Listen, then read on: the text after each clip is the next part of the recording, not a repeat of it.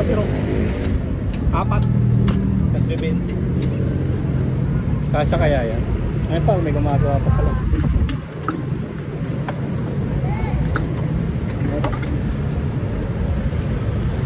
Iyon, sarap. Ito na, ito muna. Mamaya na tayo mag-hati-hati. Ito na kuya. Oh, lagay mo na dyan, 20. Yan, ito lang. Ako mo naman.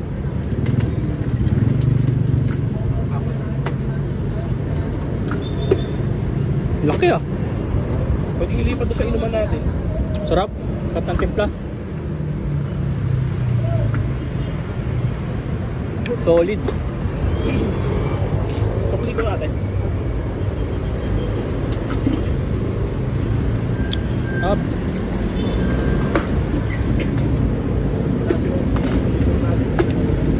Dadalan ko sa kalahati.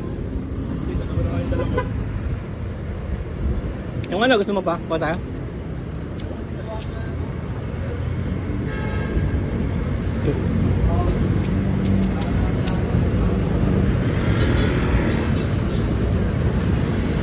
Doon na lang yung kaldog. Kaldog na sinasabi niya. Kaldog ba? Kaldag? Kaldo. Kaldo? Haros kaldo. Haros kaldo? Pero ano yun, ang style ng dito, parang lugaw. May manok sa sila, kaldo. Tawag nila kaldo. Alam mo, naisip ko lang, ngayon taginit, ngayon tayo makakatawid ng ano eh. Oo nga. Aurora. Oo nga. Kasi walang ano eh. Kakatapos na ng PG1 group. 5 sila. Hindi nakatawid. Masyado raw malalalim yung rats. Tuyo pero marats. Tuyo pero marat? Oo. Kasi naiwan. Wala nag-bulldozer eh. Naiwan na yung ano ng ulan. Ah, dapat tala. Tayo ngayon mo si Mayor. Pero, Kasi si Mayor tumatawid eh. Ang nakakatawid daw, hirap na hirap pa yung mga totoong enduro motocross. Pero ang hirap. Ano raw talaga? Grabe tuyo na, hindi pa rin nakatawid. Eto pa, 4x4 na kotse. Puro balahaw. Tuyo na yun ha.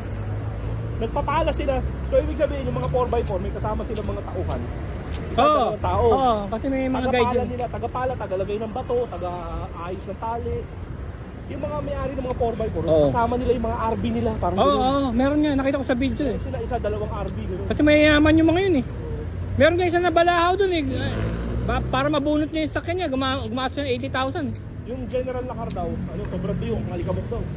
Sumobra naman daw yung bilas. Grabe. Sa pagkaalikabok. Talaga palang patayan mong nangyari.